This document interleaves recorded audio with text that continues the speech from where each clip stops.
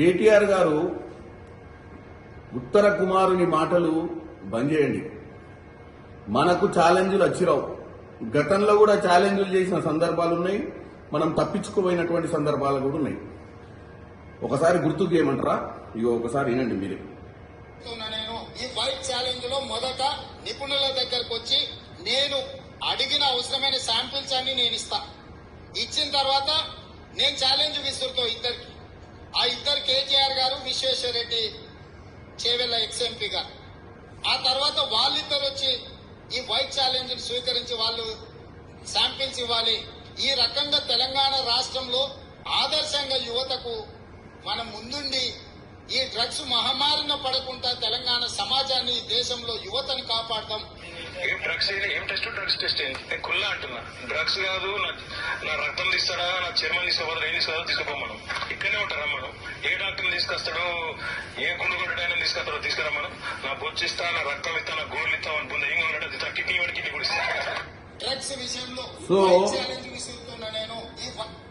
కేటీఆర్ గారు గతంలో బొచ్చిస్తా, కిడ్నీలు ఇస్తా, అన్నిస్తా అని చెప్పి తప్పించుకోకపోయినటువంటి సందర్భాలు ఉన్నాయి. మీరు ఇప్పుడు కూడా మీరు ప్రెస్ క్లబ్కు రమ్మని చెప్పి ప్రెస్ క్లబ్కి వచ్చి దూరం అవుతుంది, ఈ జూబ్లీహిల్స్ క్లబ్కి రా, ఇక్కడ సినిమా వాళ్ళది ఒకటి ఉంది, గెస్ట్ హౌస్ ఆడికి రా అంటే వచ్చే పరిస్థితి ఉండదు ప్రభుత్వాన్ని.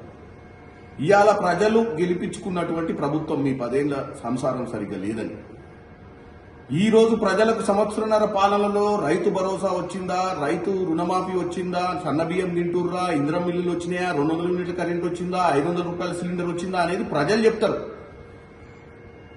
ఇంకోటి, నువ్వు ఈరోజు ప్రభుత్వాన్ని ఛాలెంజ్ చేసే స్థాయి గాని, స్తోమత గాని, అర్హత గాని నీకు లేవు. మీ నాయన ప్రతిపక్ష హోదాలో ఉండి అసెంబ్లీకి వచ్చిన దాఖలాలు లేవు.